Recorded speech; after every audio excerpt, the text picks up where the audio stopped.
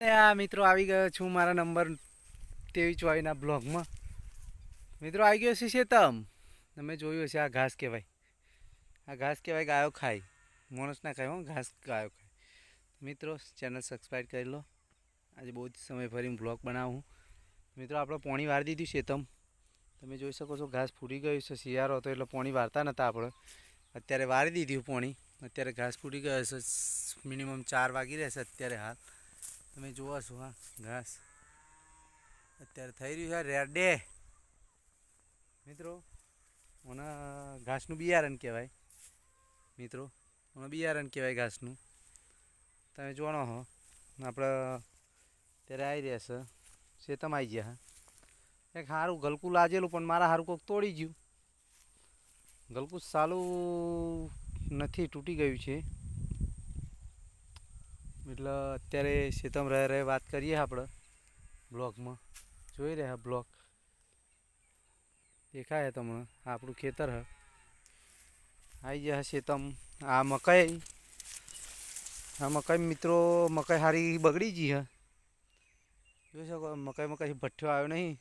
મકાઈ આપણી ગાયો ખાશે પણ થોડો સમય લાગશે. મેં દવા છોટી છે એટલે રાગ તો આવશે. ઘાસ એકલું મિત્રો આપણું થઈ રહ્યું રમાઈને મોટું થઈ ગયું છે. ગાયોને ખાવાની મજા નહીં આવતી મિત્રો, એટલે અત્યારે ઘાસ બનાવી દીધું છે તૈયાર. મિત્રો ઓના હરેરો કહેવાય. હરેરો તમે જાણો હો. આ ઘાસનો એક છોડવો હ. બે રહ્યા મજાક મસ્તી કરીએ છીએ મિત્રો અત્યારે હાલ. એ શું ટાઈમ પાસ છે. આ તો ઘાસમાં જઈ રહ્યા. ઘાસ વાળવાનું છે. અમારે કોઈ વાઢે એવું નહીં એટલે અમારે જ વાળવાનું હ. મિત્રો જોઈ શકો છો આબમાં પોકાય એવું નહીં કે આબમાં હું તો ફોટા ઉતારલાવતી મિત્રો. જોઈ રહ્યા છું મિત્રો અત્યારે હાલ હું ઘાસમાં ફરી રહ્યો છું, પહેરી રહ્યો છું. એ નવરા પડે શું કરવાનું મિત્રો. પેલી ગાય એક બરાડી રહી છે. આ ભોં કરી રહે છે મિત્રો. આ ઘાસનું એક બિયારણ આપણે નજીકથી લઈ લઈએ. તમારે જોઈતું હોય તો મિત્રો કહી દેજો